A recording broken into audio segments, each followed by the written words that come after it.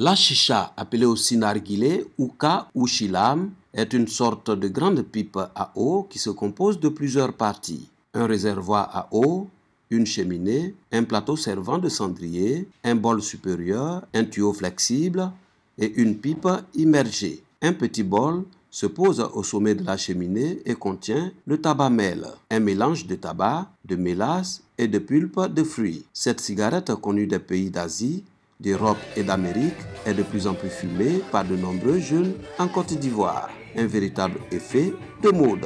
J'aime ça comme ça, j'aime ça. C'est intéressant. Je préfère ça à la cigarette. C'est spécial, c'est un goût particulier. Je me sens au calme, tranquillement, tranquille. C'est juste une fumée sortie de la bouche. Ça vous fait malin quoi. Comment il dit ça? Ouais, ça vous fait malin. La chicha attire par son odeur agréable, selon certains consommateurs, qui peut laisser penser que fumer cette pipe à eau n'a rien de dangereux. Malheureusement, la chicha et sa cousine la cigarette sont logées à la même enseigne en matière de toxicité. Elle serait même bien plus nocive pour la santé. Dès lors qu'il y a combustion de charbon, il y a production de monoxyde de carbone qui est source de génération de cancer. Et dire que ça passe dans l'eau, donc c'est filtré. Mais hélas, il y a eu des cas d'hépatite. On se distribue les embouts, donc on se distribue en même temps les maladies virales comme hépatite. Comparé à une cigarette, une chicha apporte au fumeur 125 fois plus de fumée, 25 fois plus de goudron, 2,5 fois plus de nicotine et 10 fois plus de monoxyde de carbone. Fumer la chicha à l'air libre est un danger pour la santé et pour les autres. Je suis dans une école où les jeunes aussi fument ça assez. Ils utilisent la cour de l'école pour fumer. Ils envoient ça, ils fument. Nous, on reste à l'école entre midi et 2, comme nous sommes éloignés. Et quand ils fument, franchement, la première fois, j'ai eu le vertige. C'est nous qui l'absorbons. C'est sûr qu'à la longue, elle va nous poser de nombreux problèmes. Donc, notre souhait en tant que résident de ce quartier, si de telles choses pouvaient être arrêtées, vraiment, elles seraient bénéfiques pour tout le monde. Il serait très urgent que les autorités compétentes se penchent sur le sujet parce que ça prend dangereusement de l'ampleur. Et ça va poser, dans un délai très court, je dirais, un problème de santé majeur. Fumer la chicha en 1 heure équivaut à fumer l'équivalent de 100 cigarettes. Cette pipe à eau serait à l'origine de cancers du poumon, de la bouche, de l'estomac et de la vessie. Elle augmente les risques de développer des maladies cardiaques et diminue la fertilité. Les fumeurs de chicha sont exposés à bien plus de toxines qu'ils ne le pensent.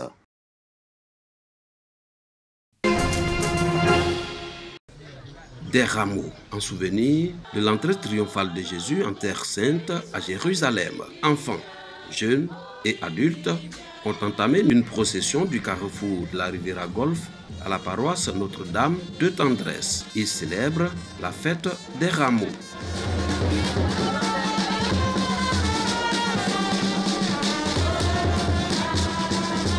Le peuple attendait un Messie guerrier, libérateur, mais Dieu, en Jésus, nous offre un Messie de paix, d'amour. Jésus entre, non pas avec une cohorte d'armée, mais tout simplement monté sur un petit âne avec ses disciples pour présenter au peuple de Dieu l'amour, au peuple juif l'amour. Et c'est ce que nous sommes appelés à refléter. Aujourd'hui, Jésus n'entre plus à Jérusalem, mais c'est dans nos cœurs qu'il entre, c'est dans nos cœurs qu'il veut habiter, c'est dans nos cœurs qu'il veut vivre. Une célébration qui marque le début de la Semaine Sainte a tout son sens selon les chrétiens catholiques. C'est pour nous aussi une façon pour nous de manifester notre joie et de nous préparer aussi à accueillir cette grande semaine sainte que nous allons aborder dès demain, qui va nous ouvrir grandement la résurrection de Christ à Pâques. Il est ressuscité pour nous donner la vie et nous sauver. Nous délivrer de tout péché, de tout mal. Parce que c'est lui qui est le début et la fin de toutes choses dans notre vie. Cette fête des rameaux a été également célébrée à la ferveur chez les chrétiens à Ris d'Aboboté. Dans sa prédication, le révérend Adolphe Nangui s'est penché sur la problématique des enlèvements d'enfants. Il a invité les fidèles à cultiver l'amour du prochain selon les prescriptions bibliques. Que nos responsables parlent à tous ceux qui se livrent à ce jeu-là et que ces gens-là démasqués soient punis, parce que Dieu a puni. Commençons par punir nous-mêmes et Dieu nous aidera. Nous devons chercher à nous sanctifier par la pénitence, individuellement, nous sanctifier, chercher la sainteté. La fête des rameaux marque le début de la semaine sainte, semaine où Jésus a été arrêté, crucifié et mis en tombeau le vendredi saint pour être ressuscité en Pâques.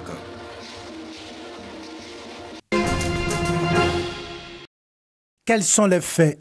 25 heures après sa garde à vue débutée mardi 20 mars, Nicolas Sarkozy a été mis en examen par les magistrats et placé sous contrôle judiciaire.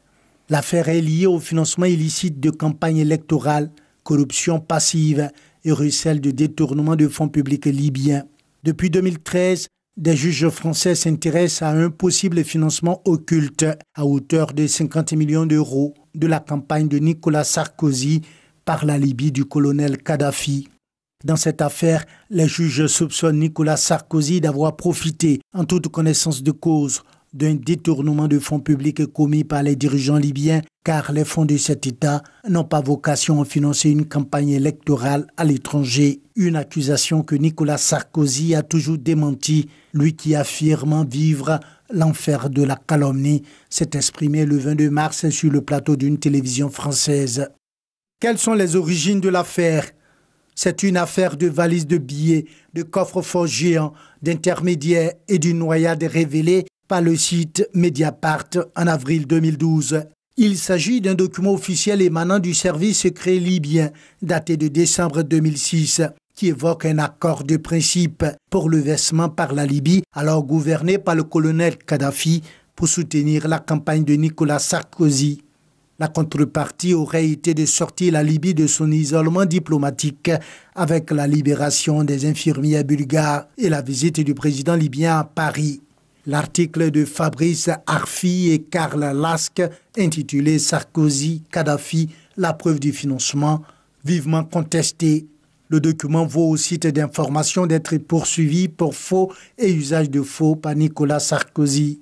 La justice française donne raison à Mediapart en 2016. Nicolas Sarkozy est loin d'être le seul personnage de ce dossier. Qui sont les autres personnages clés de l'affaire? Le colonel Mouammar Kadhafi, Ziad Takieddine, l'émissaire franco-libanais, Alexandre Goury, l'homme d'affaires franco-algérien, Claude Guéant, homme de confiance de l'ancien président de la République Nicolas Sarkozy, Brice Hortefeux, ancien ministre de l'immigration, Éric Huerta, trésorier de la campagne de Nicolas Sarkozy, Bachir Saleh, ex-argentier et chef de cabinet de Mouammar Kadhafi, Choukri Ghanem, le témoin retrouvé noyé, ministre du pétrole de Kadhafi en 2006. Quels sont les risques encourus?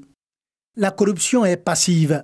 Dans l'affaire libyenne, les juges soupçonnent Nicolas Sarkozy, le corrompu présumé, d'avoir reçu de l'argent de Mouammar Kadhafi, le corrupteur présumé, pour financer sa campagne présidentielle de 2007 ou s'enrichir personnellement. Nicolas Sarkozy risque 10 ans d'emprisonnement et 150 000 euros d'amende. Financement illégal de campagne électorale. Dans l'affaire, les principales règles que Nicolas Sarkozy aurait enfreintes sont l'interdiction d'être financé par un État étranger et de recevoir des dons en espèces supérieurs à 150 euros. Nicolas Sarkozy risque 3 ans de prison et 45 000 euros d'amende. Mais la loi qui était en vigueur en 2007 lorsque Nicolas Sarkozy avait mené campagne prévoyait une sanction d'1 an de prison et de 3 750 euros d'amende. C'est cette version qui prévaudra. Recel de détournement de fonds publics libyens. Dans cette affaire, les juges soupçonnent Nicolas Sarkozy d'avoir profité, en toute connaissance de cause, d'un détournement de fonds publics commis par les dirigeants libyens. Nicolas Sarkozy risque 10 ans d'emprisonnement et une amende d'1 million d'euros.